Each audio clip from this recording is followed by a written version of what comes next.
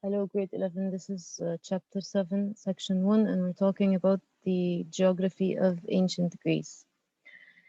Now, to start, ancient Greece was not one piece or one landform, it was rather scattered and divided into many little islands.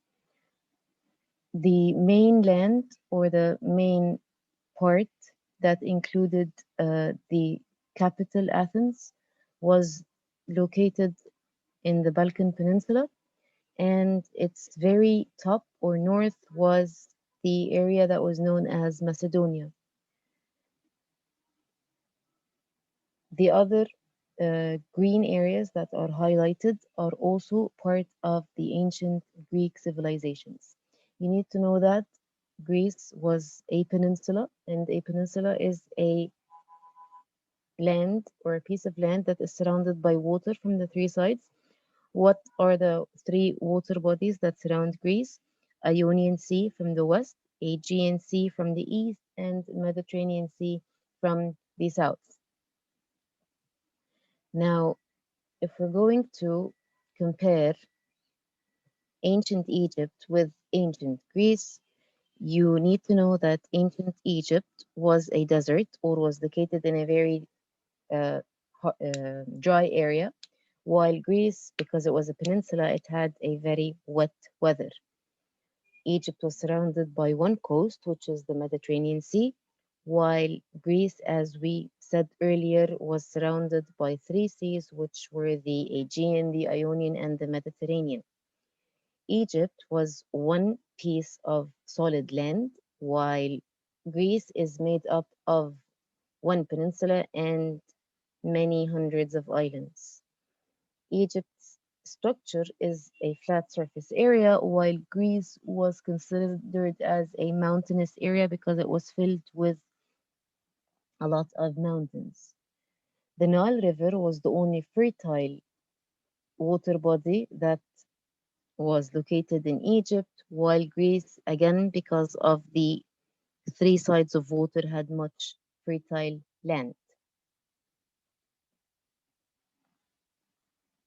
Now, after the Egyptian civilization, we said that the Greek civilization was about to start or was rising.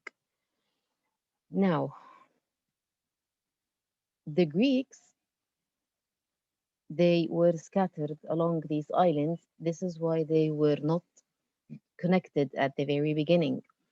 The ancient Greeks had one main activity on the mainland, which is farming, while the main activities on the other islands were fishing and trading because water was more.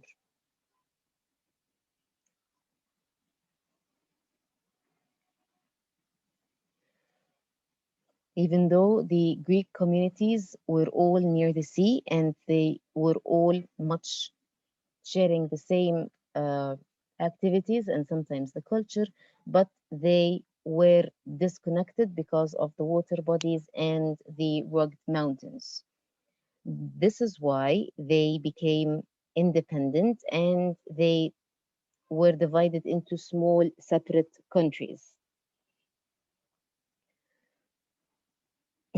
Now, to start, the first people who settled in ancient Greece were located on the island of Crete. This is the site of the first people who started the Greek civilization.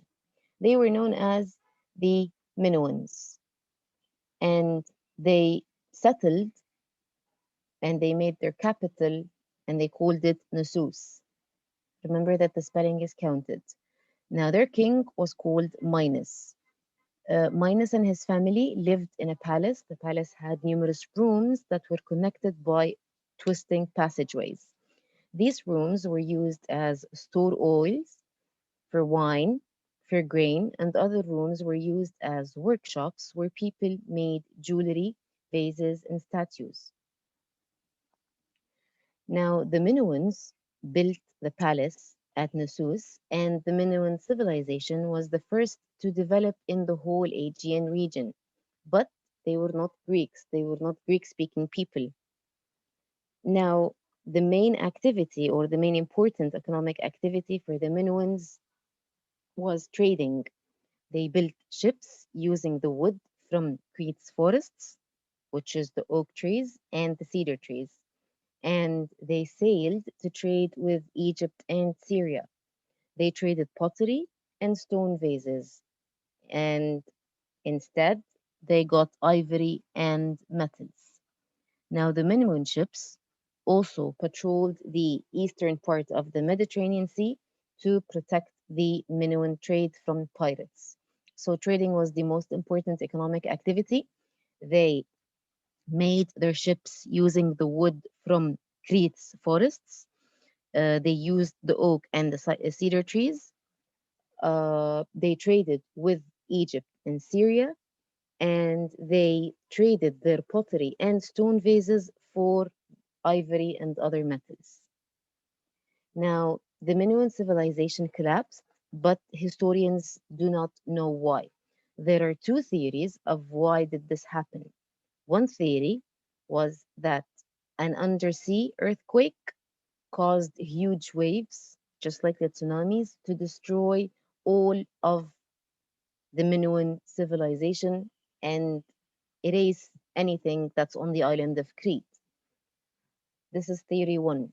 Theory two states that uh, tougher or stronger people came and invaded the Minoans and took over. And these people were known as the Mycenaeans.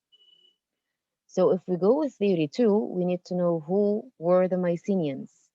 The Mycenaeans were also not Greek, and they left their homeland, which was in Central Asia. So both the Minoans and the Mycenaeans, they are not Greek. They do not have Greek origins. So they moved into the mainland of Greece, and they started gradually mixing with the local people.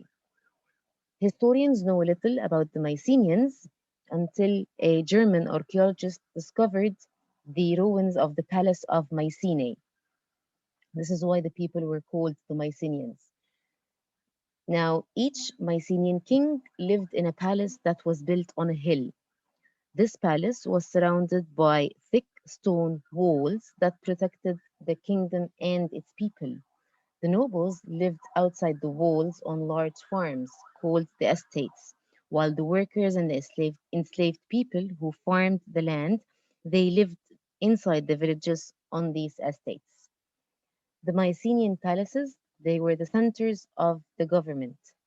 The artisans there, they made leather goods, clothes, and jars for wine and olive oil. Other workers made swords and shields. The government officials, their task was to record the wealth of the kingdom's residents. They also collected wheat, livestock, and honey as taxes. So the main economic activity in the Mycenaean kingdom was basically farming and small scale industries or small scale businesses or creations of their own. Now, when the Minoan traders from Crete visited the Greek mainland, they started sharing or exchanging cultures with the Mycenaeans. So Mycenaeans adopted a lot of features from the Minoan cultures. One of these features was that they built ships just like the Minoans, and they worked with bronze. They also used the sun and stars to navigate the seas. The Mycenaeans also worshipped the Earth Mother, which is their main god. Now, by the middle of 1400s, the Mycenaeans conquered the island of Crete and controlled the whole Aegean area.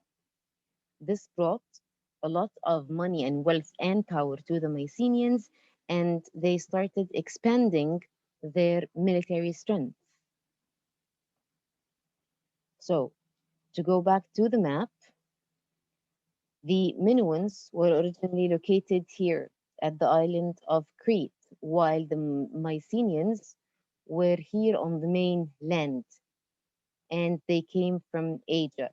When, according to theory two, when the Minoans started trading with the Mycenaeans found out that there are people living here and they have resources. So eventually, the more they got powerful and the more that they expanded, they ended up conquering the island of Crete. And this is according to theory number two. Now, as every empire rises, it also declines. So over time, the Mycenaean kingdom started getting weaker because the kings started fighting one another and they faced several earthquakes which destroyed their uh, castles and palaces. After the decline of the Mycenaean Empire, another empire came, but this time it was known as the Dark Age. The Dorians, now these were Greek speaking people, so these were the first native people or the first homeland people to start ruling the Greek civilization. They were known as the Dorians, and they invaded the Greek mainland and controlled all of the area from the mainland up until to the island of Crete. The problem is, which is why it was called the Dark Age, that the Dorians were not interested in any kind of economic activities. They what they did was that they grew food that was only enough to feed their families. They did not trade, they did not create or sell anything, they did not increase their farming activities, and because most of them were illiterate, so they stopped reading and keeping writing and keeping records. This is why we know little of the Dorian age. On the other hand, there was only one or two developments or advantages from the Dorians, which is that they introduced the skill of iron making. Before iron, the Greeks or the ancient Greek people were only dealing with bronze tools. Iron was much stronger and cheaper than bronze, and the Dorians were the ones who mastered the skill of iron making. So this was the one advantage from the Dark Age. As the Dorians conquered and extended their area of rule, the Greek people started to run away from the area and the Greek mainland, and they settled on the Aegean Islands and the western shore of Anatolia, which is present day Turkey, which is the other side of the sea. Now, the Hellenes were the people who were the descendants of the people who ran away when the Dorians started conquering. After a long period of time, these people came back to the Greek mainland when the Dorian rule ended. And they got back the new ideas which they shared from the areas that they ran away to. They started making small independent communities and they called themselves Hellenes or the Greeks. The farmers started growing more food than the use of their family so that they can sell and trade. They traded this food with each other and with the neighboring people, such as the Phoenicians and the Egyptians. As the trade increased, they started keeping records, they started saving money, and eventually they developed a system of alphabets that were taken from the Phoenician alphabets and started more into the developing process. Now, the Greek alphabet had 24 letters that represented different sounds. This was different than the previous writing systems because the writing systems are based on symbols that represented words. But this time, each symbol represented one sound. So they had to use more than one symbol to create a word. This was more complex, which meant that they got more developed. Record keeping became easier after they invented this language. So people, instead of just keeping records, they started sharing stories and history as well. The stories started to get passed down from one generation to the other, and they started having their own oral traditions. Now, as Greece recovered from the Dark Age, the population started increasing, and the Greek communities began to trade not only with each other but with the outside areas. Now, they started trading with Italy, Sicily, France, Spain, North Africa, and Western Asia. They traded, or what they traded with were grains, metals, fish, timber, and of course enslaved people. In return, what did the Greek city states send to or export to these places? They sent their Greek wine, olive oil, and pottery. Now, what happened is that when the people ran away and they settled in areas outside the mainland of Greece, they started creating colonies. And a colony is a settlement that has close ties to the homeland, which means the Greek people lived here. And when the Dorians came, they started running away to all the Aegean islands in the Aegean Sea. When the Dorians left or they started declining, these people came back, but they still had contact with the rest of the people who lived there.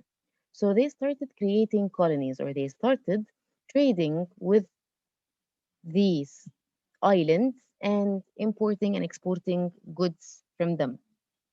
Now, this trade affected their economy and they expanded, which made them create their own money or coins.